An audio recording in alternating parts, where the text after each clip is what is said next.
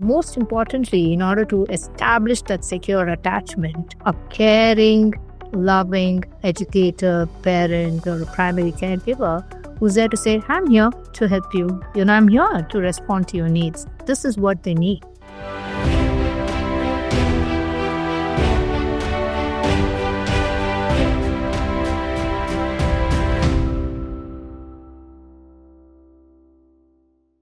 The A2I environment, which is called the toddler environment, or assistant to infancy, which is from 0 to 3 or 3 months, 4 months is when they come into our environment.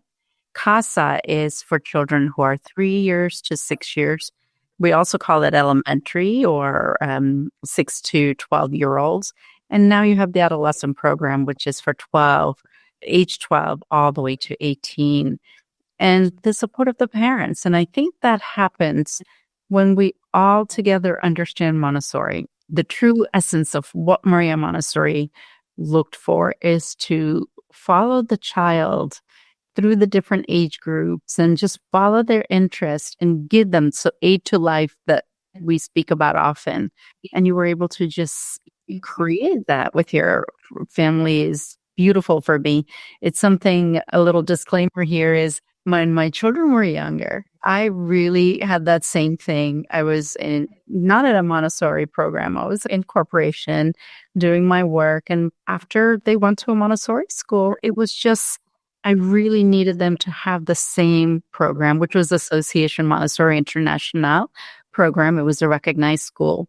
And I had moved to San Diego and I could not find a program.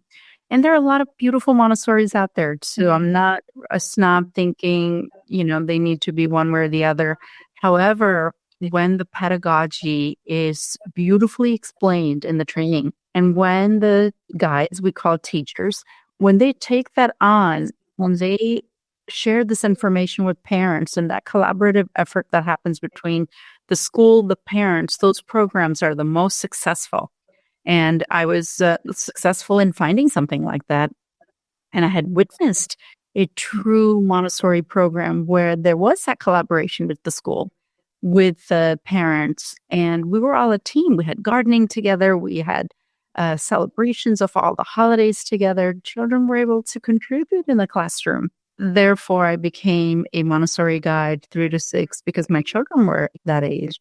And I started in my home, like you did with different schools. In my case, it was in my kitchen dining room that turned into a Montessori program with this beautiful 12 parents that took us out of the home to a larger school because we just had the need.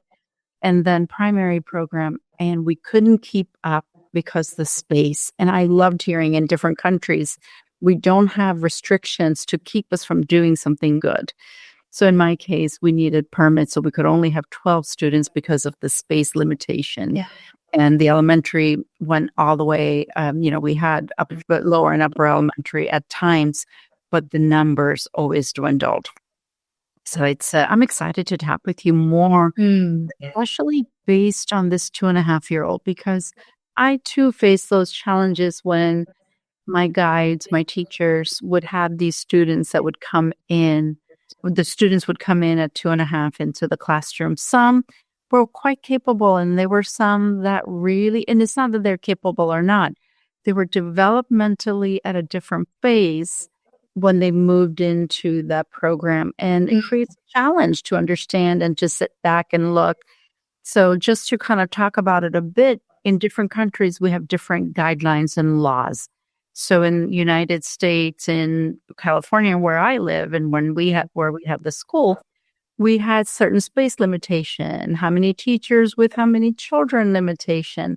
So we had to adapt the Montessori to meet the needs of the state regulations. Sometimes those regulations call for 2.5-year-olds to go up into the primary because they need to be toilet trained.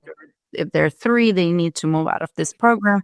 We don't follow the child. And when we follow the child, we have these amazing results. And why I'm talking about this, if there are more of us creating laws around the world based on the needs of the children versus the ages of children, I think we would be able to support children developmentally in a way that they don't feel inferior or superior, but they just feel capable. And with capacity comes so much, right? We can change nations. Why are the first 3 years of life, right? It's considered this critical period in child development.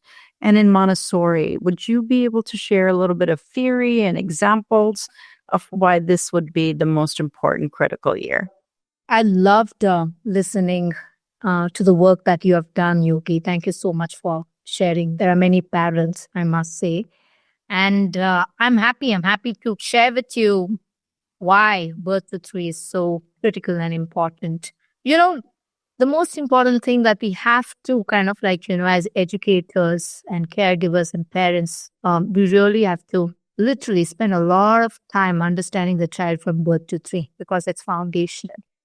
If I am a strong advocate, and I'm sure that world over research is also pointing towards this, that if we really establish a solid foundation in terms of the architecture of the brain during the first 3 years of life, they've done great service towards supporting natural human development. And I see this day in and day out in my work with parents, in my work with young children in birth to three. One of the reasons why this age group is so important is, unlike any other species, this human child at birth has a lot of work to do. And the first 3 years become crucial in terms of the environment that we create in enabling this development. Be it language or movement, both are critical, during the first 3 years of life. And most importantly, there is this golden opportunity for the right kind of nutrition to be given. And if we take care that we given the right kind of nutrition, I just feel like, really done service towards human development. And this is also a time, there is a huge ask out of us, the human environment, to be present, especially during the first 6 to 8 weeks, to be fully present in order to receive this young child. Because during those first 6 to 8 weeks, if the infant receives the information from the environment that every need of mine is going to be met, then he or she develops trust in the world. Oh my God, this is such a safe place to be in. I'm so delighted to be here. Everyone over here meets my needs. And if you look at very closely, this infant needs just one primary caregiver who's there to address his needs. And post those 6 to 8 weeks, even if you took some time to address his need or her need, it's fine. But during those 6 to 8 weeks, there's a need for like this, almost like an intimate, secure attachment. Yeah. And once they have that attachment, their ability to understand this world, explore this world is exponential. They need that attachment figure. And that, I think, can come from a human being, a primary caregiver who's there for this child. In an ideal world, we would want this to be the mother who is given birth. But any person, if not for the mother, who's there to meet the needs of this young child, would have given this child a huge gift in terms of his optimal development. And also, I think I don't have to stress on this fact. They come with so many possibilities in terms of neural connections. You need to be able to provide opportunities for movement, provide opportunities for language development. So all of the networking is happening so that the neural connections are happening. And for the neural connections to happen, they need a person who's communicating. They need a person who's there to respond to the needs. They also need an environment which supports movement development. And I would say secure attachment, neural connections, language development, and motor development, if they are optimal during the first 3 years, we have really laid a solid foundation for this human being to develop optimally. So it sounds like the foundation, the time that we take to observe and understand our child, it's probably the most crucial part in our child's development. So how does Montessori theory approach learning and development for 0 to 3? Montessori theory across all planes, not just specific to birth to 3, is dependent on observation. It really, your compass, your guiding compass is observation. You need to observe children in your care and kind of like, respond to their needs. What you want to really offer at any plane of development, not just specific to birth to three, is this intelligent love.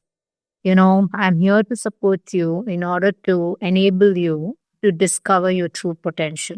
So Montessori theory, if you're asking me in practice, what does it look like? You really want to provide this child under 3 years a place to sleep without unrestricted movements, and a place to maybe a consistent place where he or she knows this is where I'll be fed, a consistent place where the infant receives the information, oh, I'm brought here if I need to be changed. So these are the critical aspects, and if this kind of a preparation of environment is done physically, I'm talking about, then it's much more easier for the infant to transition to understanding the world around them. They've come into this world they have absolutely no knowledge about. And by creating a place for sleeping, or creating a small little space for feeding, changing, or bathing, you're creating points of reference that enables them to trust their world. You're creating routines, you're creating consistency. And then the knowledge that the child gets from the environment is exponential, rather than having an environment where things keep shifting and changing every day. And also, of course, a place for moving. If I'm awake, I spend a lot of time over here. And what we really want is a space where they can get in and get out. And of course, you have to keep safety in mind. Safety is important. And what we recommend for movement is firm mattress on the floor. The child can practice a lot of movement opportunities and clothing that supports movement rather than restricting the movement. This child has made this transition from the womb to the world to move. It's a born to move. So you really want to provide opportunities for that movement. And most importantly, in order to establish that secure attachment, a caring, loving educator, parent, or a primary caregiver who's there to say, I'm here to help you. I'm here to respond to your needs. This is what they need. Yeah, and that's how Montessori principle translates. Some of the Montessori principles translates in order to meet the needs of this young infant. I want to be careful over here.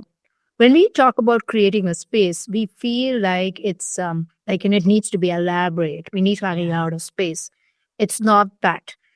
I've observed less than 500 square feet homes in India, which are able to do this because they're so limited in space that they have designated nooks and corners for everything to happen as life is happening.